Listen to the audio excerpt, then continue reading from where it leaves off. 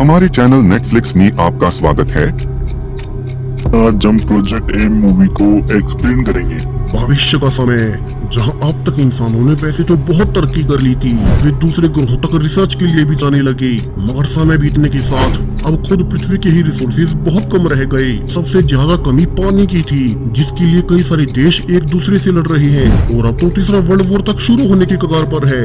अब ऐसे अनस्टेबल हालातों के बीच हम कुछ एस्ट्रोनॉट्स को पृथ्वी के ऑर्बिट में घूम रहे स्पेस स्टेशन पर देखते हैं, जो कि यहीं रहकर हमारे सोलर सिस्टम के बाकी ग्रहों पर पानी ढूंढ रहे थे, ताकि पृथ्वी पर चल रही पानी की कमी पूरी की जा सके। कि अब अचानक से उन्हें खबर मिलती है कि एक बहुत बड़ी एस्ट्रॉइड बेल्ट उनके ही स्पेस स्टेशन की ओर आ रही है, जो कि अगर उनके स्टेशन से टकराई तो वे सभी मारे जाएंगे। चारों जल्दी से स्टेशन को स्टार्ट करने लगते हैं ताकि वे इस एस्ट्रॉइड बेल्ट के रास्ते से अलग हट सके, लेकिन अब पूरा सिस्टम ही मेल फंक्शन कर रहा था। हर कोई सोचने लगता है कि अब चूंकि सिर्फ 6 ही मिनट में वो एस्ट्रॉइड बेल्ट उनके स्टेशन से टकरा जाएगी, तो उन्हें खुद की सुरक्षा के लिए इमरजेंसी पोड लेकर पृथ्वी पर निकल जाना चाहिए। कि तभी मेन इंजीनियर आखिरी वक्त पर सिस्टम मेल फंक्शन ठीक कर लेता है और वे फाइनली एस्ट्रॉइड की लाइन से दूर हटकर बच ही गए। पूरा क्रू खुश था कि सब कुछ सेफ रहा। दरअसल उन्हें इस स्टेशन पर आए पूरे 500 दिन बीत चुके हैं और 500 ही और दिन तक उन्हें स्टेशन पर रहकर अपनी रिसर्च पूरी करनी थी। तब तक उन्हें पता भी चल जाएगा कि उन्हें कौन से नए ग्रह पर पानी मिला है। अब यहाँ से 500 दिन पहले का समय दिखाया जाता है, जब प्रेसिडेंट ने खुशी खुशी ये स्पेस मिशन लॉन्च किया था। ये स्पेस मिशन मानव इतिहास के सबसे इम्पोर्टेंट मिशन में से एक है, जहाँ की 4 एस्ट्रोनॉट्स को 100 दिनों तक स्पेस स्टेशन पर रहकर रिसर्च पूरी करनी थी। इस पूरे मिशन को कमांडर विंसेंट लीड करेंगे, जो कि पास्ट में काफी एक्सपीरियंस वाले एस्ट्रोनॉट रहे हैं। वे मंगल ग्रह पर लैंड करने वाले दूसरे इंसान थे और अब जब पृथ्वी इतनी गंभीर समस्या से गुजर रही है, तो वे इस इम्पोर्टेंट मिशन की सबसे बेस्ट चॉइस थे। दरअसल दुनिया भर के वैज्ञानिक मंगल मिशन के बाद सोलर सिस्टम के अलग अलग ग्रहों पर अपने प्रोब भेजने लगे, ताकि जहां भी उन्हें पानी होने के सबूत मिले, वहीं विंसेंट की अगुवाई में बाकी एस्ट्रोनॉट्स को भेजा जा सके। और चूंकि दूसरे ग्रहों के मिशन पर जाने में बहुत से दिन लगेंगे, इसलिए चुने गए एस्ट्रोनॉट्स को एक लंबे समय तक स्पेस सेंटर पर रखा जाएगा, ताकि वे इस लंबे स्पेस ट्रेवल के लिए खुद को तैयार कर सके।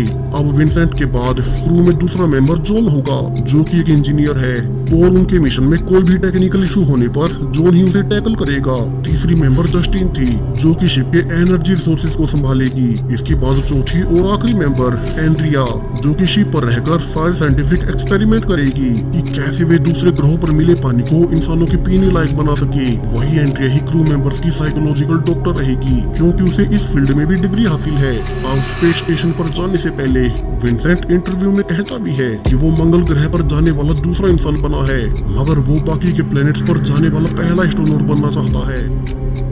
वहीं इतने लंबे सफर के लिए शिप पर सप्लाईज काफी लिमिटेड होंगी, इसलिए एस्ट्रोनॉट्स की संख्या कम से कम रखते हुए सिर्फ इन 4 मेंबर्स को ही मिशन पर जाना होगा। चारों अपनी अपनी फील्ड में सबसे बेस्ट रहे हैं और वे स्पेस में आने वाले खतरों से निपटने के लिए हाईली कैपेबल हैं। अब प्रेजेंट टाइम में इन चारों को स्पेस स्टेशन पर रहते हुए 900 दिन पूरे हो चुके थे, यानी कि अब सिर्फ 100 दिन का ही उनका ये टेस्ट मिशन बचा है। हालांकि पिछले 900 दिन आम दुनिया से अलग रहने के कारण उन्हें अपनी फैमिलीज तो याद आती थी, मगर उन्हें पता था कि आने वाले सुनहरे भविष्य के लिए उन्हें ये तो सहना ही पड़ेगा। कि तभी इंजीनियर जॉन को पृथ्वी के मेन बेस से एक इम्पोर्टेंट मैसेज आता है और जॉन अपने बाकी साथियों को इकट्ठा कर वो मैसेज दिखाने लगता है। दरअसल जो अलग अलग प्रोब्स उन्होंने कई सारे प्लेनेट्स पर भेजे थे, उनमें से एक प्रोब ने जुपिटर ग्रह के मून यूरोपा पर फ्रेश पानी के बहुत बड़े भंडार ढूंढ निकाले थे। इतना ही नहीं, इस पानी को आसानी से इंसानों के लिए प्यूरिफाई किया जा सकेगा। हर कोई खुशी से झूम उठता है। पूरी दुनिया भर में ये खबर आग की तरह फैल चुकी थी। हर ओर से वैज्ञानिक कम्युनिटीज इस डिस्कवरी के बड़े बड़े दावे करने लगती है कि इंसानी प्रजाति इस डिस्कवरी के बाद और तेजी से तरक्की करेगी। अब वे जिंदा रहने के लिए सिर्फ एक पृथ्वी प्लेनेट पर निर्भर नहीं रहेंगे। प्रेसिडेंट भी अनाउंस कर देती है कि जो टीम अभी स्पेस स्टेशन पर 1000 दिन के टेस्ट मिशन पर गए हैं, वे ही वापिस आने के बाद अब सीधा जुपिटर ग्रह के मून यूरोपा पर भेजे जाएंगे, ताकि वे वहां जाकर बाकी इंसानी बस्तियों को सेटअप करने की नींव रखें और उन्हें बाकी का इम्पोर्टेंट डेटा प्रोवाइड करें। ऊपर स्पेस सेंटर में भी आज चारों एस्ट्रोनॉट्स काफी खुश थे। वे पृथ्वी पर आने वाले दिनों में हीरोज बनने वाले थे और इसीलिए आज वे प्रोटोकॉल को तोड़ते हुए सभी ड्रिंक करते हुए इस अच्छी खबर को सेलिब्रेट करने लगते हैं। विंसेंट जो कि पूरी टीम का लीडर है वो स्पीच भी देता है कि जब वो मंगल ग्रह के मिशन से वापस आया था तो उसे खुद पर बहुत प्राउड हो रहा था कि उसने कुछ बड़ा किया है और इस बार तो पूरी पृथ्वी पर सिचुएशन बहुत खराब है। सो अगर वे सक्सेसफुली यूरोपा मिशन को पूरा कर लेते हैं तो वे न सिर्फ अपनी फैमिलीज को बल्कि पूरी पृथ्वी को एक तोहफा देंगे। और अब सेलिब्रेट करने के बाद वे एक साथ जुपिटर की ओर देखते हैं जो कि उनका अगला मिशन होने वाला था। लेकिन अब जब हर कोई इस डिस्कवरी की खुशियां मना ही रहा था कि तभी हर ओर से खबरें आने लगती है कि अचानक से हमारे सूर्य की एक्टिविटीज में कोई हलचल हो रही है और अब आने वाले कई दिनों तक हो सकता है कि खतरनाक सोलर फ्लेयर्स का सबको सामना करना पड़े। हालांकि सभी को लग रहा था कि ये सोलर फ्लेयर्स ज्यादा खतरनाक नहीं होंगी। और अब शिप में भी एक दिन जॉन और जस्टिन एक दूसरे के करीब आने लगते हैं क्योंकि वे इतने लंबे समय से पृथ्वी पर मौजूद अपने अपने पार्टनर से काफी दूर रहे थे। हालांकि ये करना भी प्रोटोकॉल्स के खिलाफ जाता है। अब अगली मीटिंग पर बुलाए जाने से कैप्टन विंसेंट जान जाता है कि जॉन और जस्टिन एक दूसरे के साथ सो रहे थे और वो जॉन को इसके लिए डांटता भी है। अब जॉन ये प्रॉमिस करते हुए माफी मांगने लगता है कि आगे से वे ऐसा कुछ नहीं करेंगे। वैसे भी उन्होंने एक साथ ड्रिंक करके एक बार प्रोटोकॉल तोड़ दिया था जब उन्हें यूरोपा पर पानी की डिस्कवरी हुई थी। जॉन विंसेंट को समझा ही रहा था कि तभी उन्हें पृथ्वी से बेहद ही हैरान करने वाली खबरें आने लगती है। दरअसल पृथ्वी के कई सारे देशों ने अचानक से ही एक दूसरे पर अटैक कर दिया। दरअसल पृथ्वी पर पानी की कमी को लेकर बहुत से देश एक दूसरे से लड़ रहे थे मगर यूरोपा पर पानी मिलने की खबर के बाद सबको लगा था कि अब सब कुछ शांत हो जाएगा।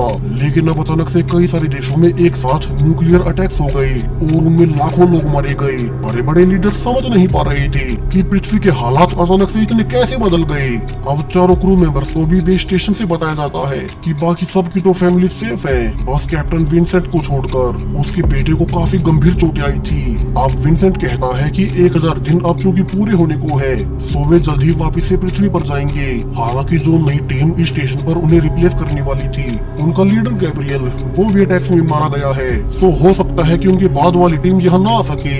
अब ये सुनते ही एंड्रिया अकेले में जाकर रोने लगती है क्योंकि जिस गैब्रियल के मारे जाने की खबरें आ रही थी एंड्रिया उससे रिलेशनशिप में थी और वे जल्द ही शादी भी करने वाले थे। जबकि विंसेंट अब अपने बेटे से वीडियो कॉल पर बात करता है। उसका बेटा रोते हुए बता रहा था कि अब उसके पैर नहीं बचे और वो शायद से अब कभी चल भी नहीं पाएगा। विंसेंट उसे शांत करने की कोशिश करता है कि अब यूरोपा मिशन पर जाने से पहले वो पृथ्वी पर आएगा और तब वे एक साथ मिलकर कुछ वक्त बिताएंगे। कि तभी अचानक से स्पेस सेंटर का कम्युनिकेशन पूरी तरह से पृथ्वी से टूट जाता है। एंड्रिया देखने भी जाती है कि अचानक से ये क्या हुआ और तभी जॉन सभी को विंडो पर आने को कहता है। वो नीचे पृथ्वी पर कुछ ऐसा देख रहा था जो कि काफी भयानक था। और वे सभी देखते हैं कि अब अचानक से पूरी ही पृथ्वी पर हर और बहुत बड़े धमाके हो रहे थे। विंसेंट जल्दी से ऑर्डर देकर फिर से बेस कंट्रोल से कांटेक्ट करने की कोशिश करता है मगर अब तक सब कुछ बंद हो चुका था। सो विंसेंट कहता है कि वे अभी से ओपन सिग्नल भेजे, जो कोई भी और भी स्पेसशिप्स पृथ्वी के बाहर मौजूद है वे उनसे संपर्क करें। किसी न किसी को तो कुछ पता ही होगा कि पृथ्वी पर अचानक ये क्या हो गया। अब जस्टिन अपनी फाइंडिंग बताती है कि उसके डेटा के हिसाब से पृथ्वी पर जितने देशों के पास न्यूक्लियर हथियार स्टोर्ड पड़े थे वे सब के सब एक साथ ब्लास्ट हो गए, जिसके बाद अब पृथ्वी की 99% आबादी सीधी मारी गई होगी। चारों घबराए हुए ये सब देख ही रहे थे कि उनके पास एक जर्मन स्पेसशिप से रिस्पांस मैसेज आता है कि उन्हें भी नहीं पता कि पृथ्वी पर ये सब क्यों और कैसे हुआ और अब उनका भी कांटेक्ट अपने बेस से नहीं हो पा रहा है। जॉन रिप्लाई करता है कि वे अपने बेस से कांटेक्ट करने की कोशिश जारी रखें और वे भी ऐसा ही करेंगे। इसी बीच जॉन कहता है कि अब उनके मिशन का कोई फायदा नहीं, उन्हें भी इमरजेंसी पोर्ट लेकर वापस से पृथ्वी पर चले जाना चाहिए। लेकिन विंसेंट के अनुसार वे जाएंगे कहाँ? उन्हें तो नीचे से किसी का रिप्लाई तक नहीं मिल रहा, क्या पता वहाँ कोई जिंदा बचा भी हो गया नहीं। सो उन्हें यहीं पर रुककर कोशिश जारी रखनी होगी कि कैसे भी करके उनका पृथ्वी से कम्युनिकेशन हो जाए और उन्हें कंफर्म हो सके कि पृथ्वी पर लैंडिंग के लिए सेफ लोकेशंस कहाँ मौजूद है। और अब धीरे धीरे इस घटना को पूरे 6 दिन बीत जाते हैं लेकिन अब तक क्रू को पृथ्वी से कहीं कोई रिस्पॉन्स नहीं मिलता। पूरी पृथ्वी अब नीले कलर से बदलती हुई काली पड़ने लगी थी क्योंकि न्यूक्लियर विस्फोटों के बाद धूल के बड़े बड़े गुबार ऑर्बिट में फैल गए। कहीं से कोई लाइट नहीं जल रही थी। विंसेंट और बाकी सब इन 6 दिनों में लगातार कोशिश करने के बावजूद असफल ही रहे। और अब तो वे भी समझ चुके थे कि सब कुछ बर्बाद हो चुका है। मगर ये सब हुआ क्यों? क्योंकि पहले कुछ देश आपस में लड़ रहे थे और अब अचानक से ही सभी देशों के न्यूक्स का एक साथ फट जाना ये कोई कोइंसिडेंस नहीं हो सकता। इसके अलावा अब तो उनकी फैमिलीज भी मारी गई होंगी। चारों ही मेंबर्स ये जानकर काफी दुखी थे। उन्हें भी समझ नहीं आता कि अब वे आगे क्या करें। और अब कुछ दिन बाद चारों ही मेंबर्स को स्टेशन पर आए हुए पूरे 1000 दिन बीत चुके थे, जहां शेड्यूल के हिसाब से आज सभी को पृथ्वी पर वापस जाना था। जिसके बाद चारों मेंबर्स कुछ दिन अपनी फैमिलीज के पास बिताकर आगे यूरोपा मिशन के लिए निकलते। लेकिन अब वापस लौटने को कोई घर ही नहीं बचा था कि तभी स्टेशन पर एक अलार्म बजने लगता है। एआई असिस्टेंट अनाउंस करता है कि उनके स्टेशन के इकलौते एस्केप पोड को पृथ्वी पर लॉन्च करने की प्रक्रिया शुरू हो चुकी है। सभी देखते हैं कि एस्केप पोड से कौन भाग रहा है और उन्हें रिवील होता है कि ये कोई और नहीं बल्कि उनका लीडर विंसेंट था, जो कि बाकी तीनों को बिना बताए अकेला ही पृथ्वी के लिए निकल रहा था। अब सभी जल्दी से विंसेंट को रोकने भागते हैं क्योंकि उनके पास ये इकलौता एस्केप पोड बचा है और उसके बाद कभी कोई यहाँ से निकल नहीं पाएगा। लेकिन अब जॉन ने कैप्टन विंसेंट को तो पोड से निकाल लिया था, मगर लॉन्चिंग प्रोसेस कैंसिल करने में देरी हो गई और वो एस्केप पोड अब बिना किसी पैसेंजर के ही पृथ्वी पर लैंडिंग के लिए निकल गया। यानी कि अब चारों यहीं फंस चुके थे। वे चाहकर भी यहाँ से कहीं नहीं जा सकते। हर कोई समझ जाता है कि विंसेंट की वजह से वे सब यहीं स्पेस में मारे जाएंगे। अब विंसेंट को जल्दी से बेहोशी वाला इंजेक्शन लगाने के बाद तीनों डिस्कस करते हैं कि उन्हें आगे क्या करना चाहिए। उनके ऑलरेडी 1000 दिन यहीं पूरे हो चुके हैं, यानी कि उनका खाना पानी भी जल्द ही खत्म हो जाएगा। वहीं अब तो एस्केप पोड भी जाता रहा। अब विंसेंट के बाद एंड्रिया क्रू की नई लीडर थी और आने वाले कई दिनों तक किसी को समझ नहीं आता कि वे क्या करें। वही विंसेंट अपने होश संभालने के बाद सबसे माफी मांगता है कि तब वो डर गया था। उसने अपनी फैमिली को खो दिया, इसलिए ही उसने अकेले भागने की कोशिश की थी। जॉन गुस्से में कहता है कि उसकी बेवकूफी की वजह से वे सब यहीं फंस जाएंगे।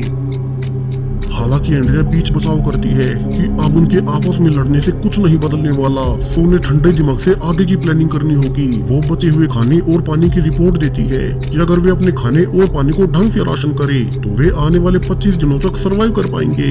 और उससे पहले उन्हें उम्मीद करनी होगी कि पृथ्वी पर किसी भी देश की स्पेस एजेंसी अभी भी बची हुई हो और उनसे कॉन्टेक्ट होने पर वे उनके लिए रेस्क्यू मिशन भेज दे। अब सबको पता था कि जो संभावनाएं एंड्रिया बता रही है उनका पूरा हो पाना बहुत मुश्किल होगा। सो जस्टिन, जो कि अब तक जीने की उम्मीद खो चुकी थी, उसे पता था कि उसकी पृथ्वी पर फैमिली तो वैसे भी मारी गई। सो अब आखिरकार वो स्पेस स्टेशन से खुद ही बाहर कूद जाती है। उसे देखकर हर कोई दुखी था कि उन्होंने अपना एक साथी खो दिया और जॉन विंसेंट को मारने लगता है क्योंकि उसी की वजह से उनका इकलौता एस्केप पोड चला गया था। कि तभी उन्हें एक रशियन स्पेसशिप से मैसेज आता है कि सोलर फ्लेयर के हिट होने से उसके सभी क्रू मेंबर्स मारे गए हैं और अब वो अपने एस्केप पोड में अकेला ही बचा है। सो वो उनके स्टेशन पर आना चाहता है क्योंकि उसे भी नहीं पता कि वो नीचे पृथ्वी पर कहाँ लैंड करे।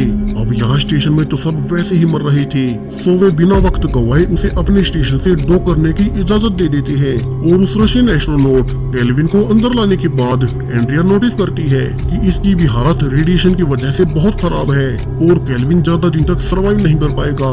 लेकिन अब उनके पास यहाँ से निकलने का मौका था।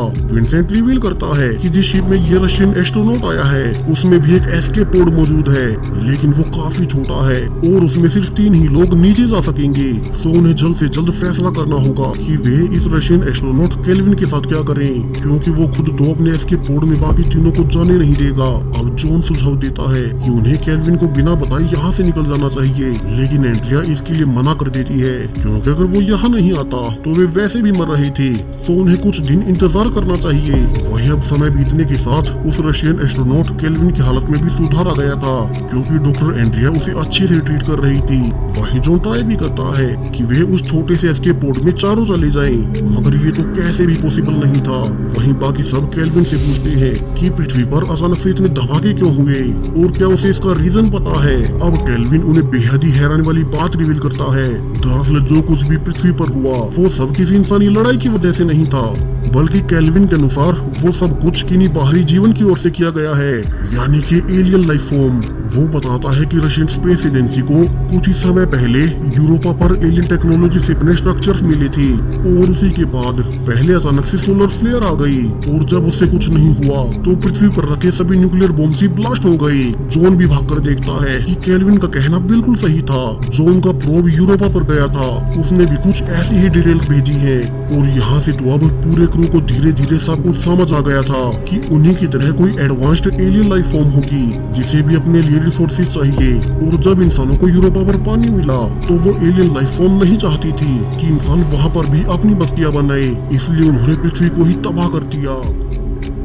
हर किसी को लगा कि अलग अलग देश आपस में न्यूक्लियर अटैक कर रहे हैं, मगर ऐसा था नहीं। अब चारों डिस्कस करते हैं कि उन्हें आगे क्या करना चाहिए। हालांकि उनके डेटा के हिसाब से पृथ्वी के कई सारे हिस्से अभी तक भी सेफ थे, यानी कि वहाँ के लोग भी जिंदा बच गए होंगे और शायद वहीं पर वे सुरक्षित लैंड भी कर पाएंगे। वहीं अगर वे अपना कोई भी मिशन यूरोपा पर नहीं भेजेंगे तो शायद से एलियंस उन पर दोबारा अटैक न करें। अब तक पृथ्वी की आबादी 99% तो वैसे भी मर चुकी थी और जो रिसोर्सेज पृथ्वी पर बचे हैं बाकी के 1% लोग उनमें गुजारा कर लेंगे।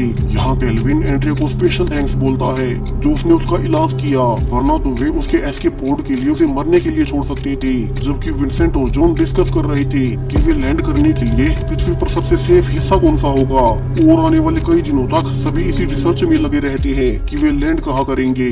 उन्हें ये भी याद रखना था कि लैंडिंग के वक्त उनकी कोई मदद करने वाला नहीं होगा, क्योंकि जितना उन्हें अंदेशा था किसी भी देश की स्पेस एजेंसी अभी इतने दिनों बाद तक भी एक्टिव नहीं हो पाई है। और उन्होंने फाइनली एक जगह को लैंडिंग के लिए सिलेक्ट कर लिया था। जबकि विंसेंट अनाउंस करता है कि चूंकि केल्विन के एस्केप पोड में 3 से ज्यादा लोग नहीं जा सकते तो वो अकेला ही यहीं रुकेगा। वैसे भी उसी की वजह से उनका एक एस्केप पोड दूर चला गया और वो टीम का लीडर भी था, तो वो अपनी टीम के लिए खुद का सेक्रीफाइस करने को तैयार है।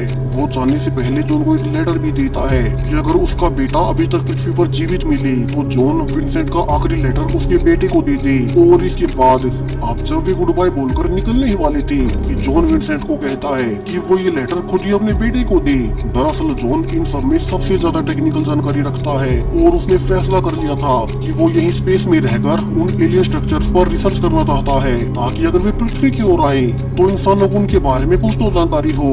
वैसे भी सबके जाने के बाद यहाँ अकेले जॉन ही होगा और बचे हुए खाने से वो 1 महीने से ज्यादा समय तक सर्वाइव कर लेगा और वो समय समय पर उन एलियन स्ट्रक्चर्स का सारा डेटा नीचे एंड्रिया तक पहुँचाता रहेगा।